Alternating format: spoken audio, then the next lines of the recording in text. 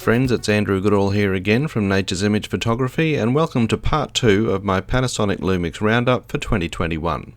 If part 1 was the entree, then this is the main course, and I want to start with a big thank you to all my followers who've supported me, not just by subscribing, but with all that great feedback as well. Every time I try and teach something, I seem to learn something new in return, so a big thank you to each and every one of my subscribers. So in part 1 I gave you the basic rundown on how to navigate the essential functions of the Lumix G9, but everyone has their own way of doing things and the G9 can be customized in so many ways. So in this video I'm going to do my best to take you through all the settings and functions I use in my everyday still photography, and where I've made changes to the default settings I'll also show you how to set them up in the menu. Before we start, be sure to subscribe if you're new to my channel, and if you are new to the Lumix G9, I really suggest you take a look at part 1 first if you haven't already, just to get to know your way around the camera. And if you really get some value out of these videos, you can show your support by buying me a coffee. I'll put a link in the description below. Once again, I need to remind you that some features in these videos only became available with firmware update 2.4 in June 2021. If you're still working with older firmware, you won't be able to find some of the things I'm showing you in this video. If you're not sure what firmware version you're on, here's how you find out. Go to the menu and down to the 4th section, the one with the spanner, and then scroll through until you find a heading for version display. Click on that, and alongside body firmware, the number you're looking for is 2.4. For people who still need to update their firmware, I'm putting a link to the Panasonic update page and also to the video I made about the update in the description as well. Okay, on with the show, and I'm going to take you through all the individual options and customizations I'm using, and then at the end I'll show you how I put them all together for different subjects. So if you watch right to the end, you'll get some proper insights into how I'm using the G9. I don't suggest everyone should do things the way I do, but if you're finding yourself a little bit lost in a maze of settings and functions, maybe all this will help. It's important to mention right from the start that I do all of my photography in manual mode. I choose the shutter speed, the aperture and the ISO myself. Now that alone is a big factor in why I choose to set some things up the way I do. My first item, and this is one of the first things I changed as soon as I bought the camera, is configuration of the shutter speed and aperture control dials. Every camera I've ever owned had the shutter speed at the front and the aperture at the back. The G9 does things the other way around, but it's easily customized, so I decided to switch the dials to match what I was used to. So I changed my shutter speed by turning the dial on the front of the camera and the aperture using the dial on the back. If you want to do the same, here's how. Go to the third part of the menu and into the Operations section. Find the dial set heading.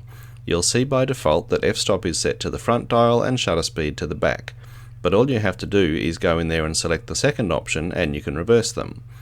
You'll see there's also the option to change the clockwise anti-clockwise rotation of the dials if you want to, so if you find that every time you go to change a setting you're turning the dial in the wrong direction, you have the option of switching those around too.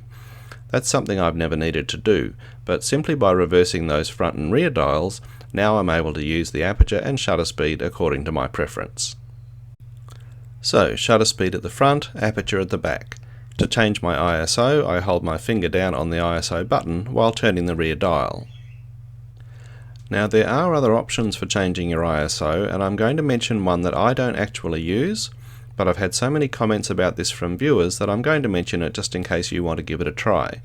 You can assign the ISO to the control wheel on the back of the camera for easier access. It's found under the same dial set heading we were just in, but this time you go down to Control Dial Adjustment. You have a number of options here, and if you select ISO, now your ISO can be set using that dial. Now I tried this and I found that I was turning the dial by accident just by handling the camera and messing up my ISO a little too often, so I turned it off. But I know some people love this option, maybe you will too. Now there is something I did change about the ISO, and this brings me to my next item, extending the range of available ISO settings.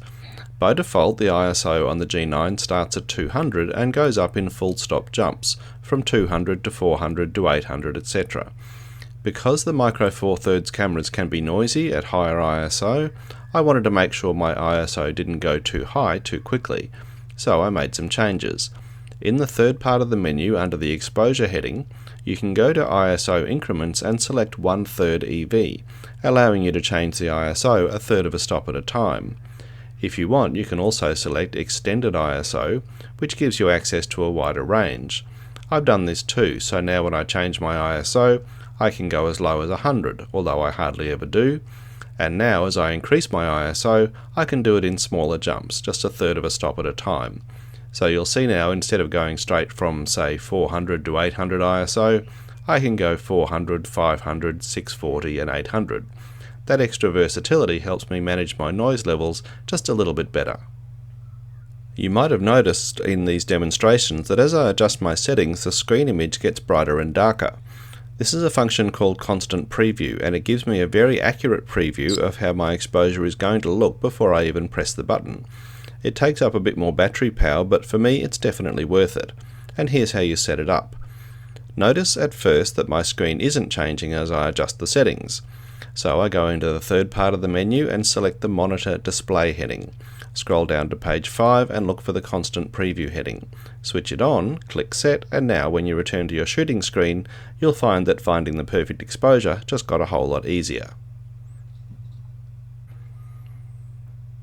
Speaking of that screen, some of you might notice that mine looks a little less cluttered than what you're used to. That's because I identified a couple of features I didn't need, so I got rid of them. One is the mic level indicator, which is big and constantly moving, and quite unnecessary if you don't shoot a lot of video with sound. The other is the touch tab on the right, which enables a bunch of functions I really don't use, and if I do need them, I can get to them in the menu. To make matters worse, if you happen to touch it accidentally, you can end up switching on functions you didn't want. Now you might need and use both of these functions, but if like me you don't use them, then they're really just using up valuable real estate.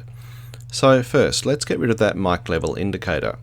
Go to the second part of the menu, which is all about video, and the first thing you have to do is find the heading that says mic level limiter and make sure it's switched on.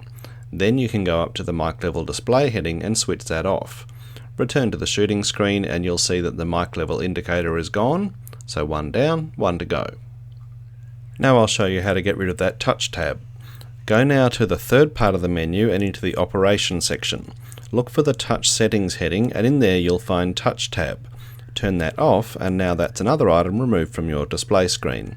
As I said, if you need either of these things on screen, there's no reason why you have to switch them off, but if you never use them and always wondered if you could get rid of them, well, now you know.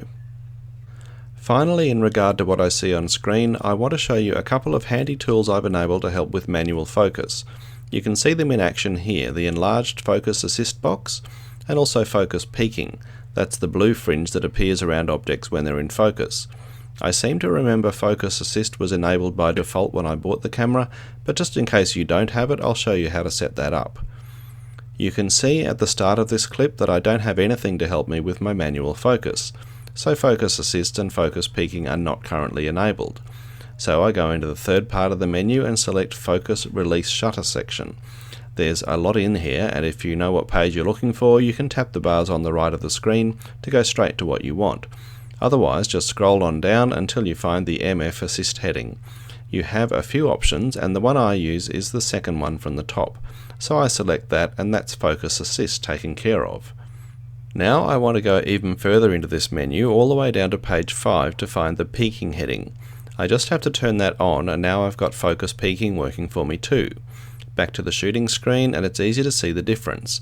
The enlarged assist box combines with peaking, so I can really see the sharpness on a detailed part of the image.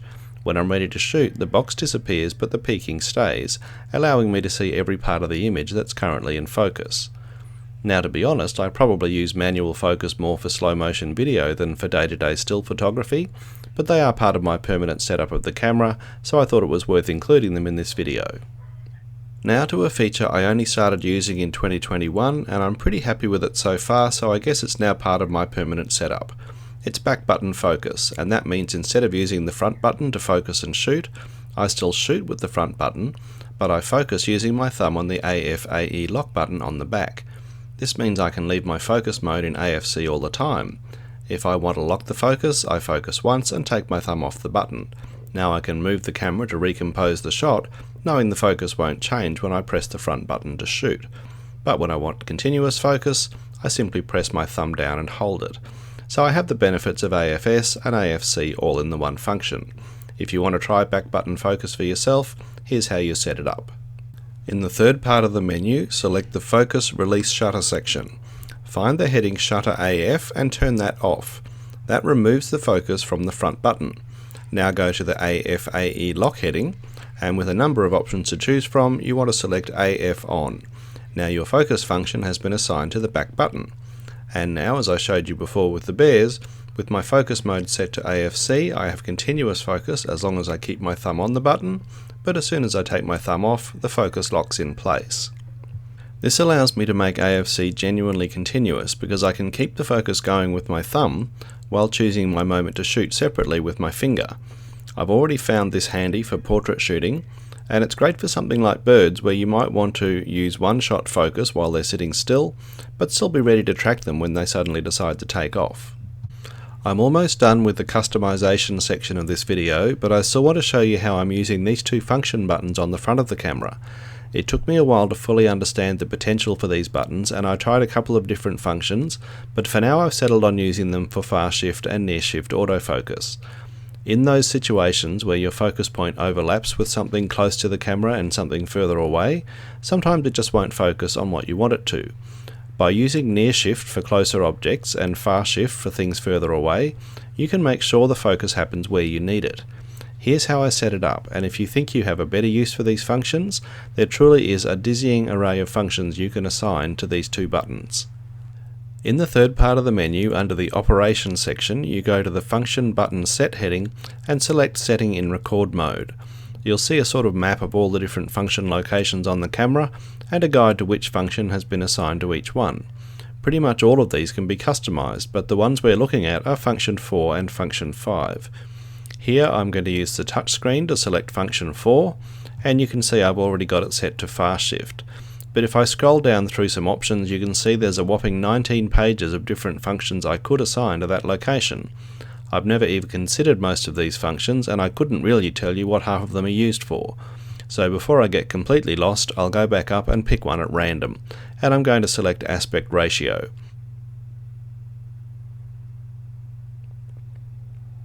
Now on the map you can see that Aspect Ratio has been assigned to Function 4.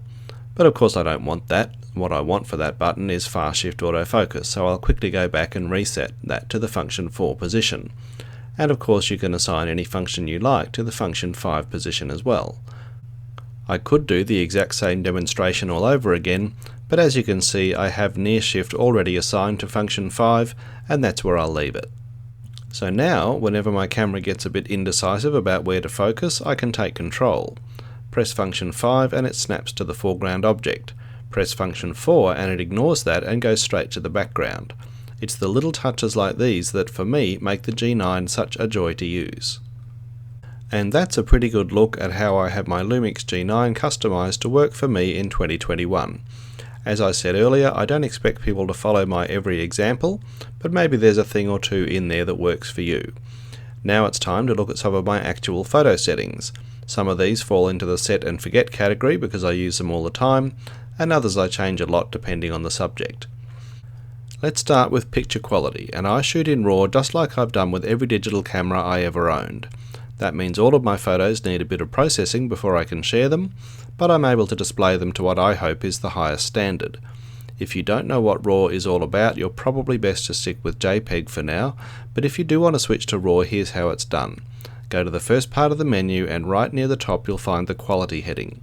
Click that and now you can choose from high and low quality JPEG, RAW plus high and low quality JPEG, or just plain RAW.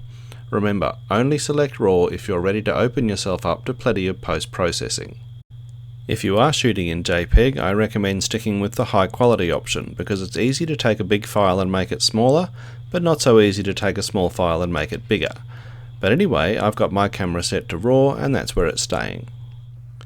Next on my set and forget list is my exposure mode, and as I said at the start, I shoot in manual mode. Always have, always will. That means I choose the aperture, the shutter speed and the ISO myself, which we've already discussed. But choosing your exposure mode is probably the easiest thing in this whole video. I simply have my mode dial switched to M, and that's true for all my still photography. Also in the set and forget category are 3 functions that are all found in the function 2 quick menu. First up, white balance, and like many photographers I keep mine set to auto white balance or AWB. If you shoot JPEG you might want to change it in certain situations, but I shoot RAW so I can always fine tune it later if I need to, so AWB works for me. Next is photo style, and I keep mine set to standard. Again, if you're shooting in JPEG you might like to try some of the other options which make little changes to things like contrast and saturation.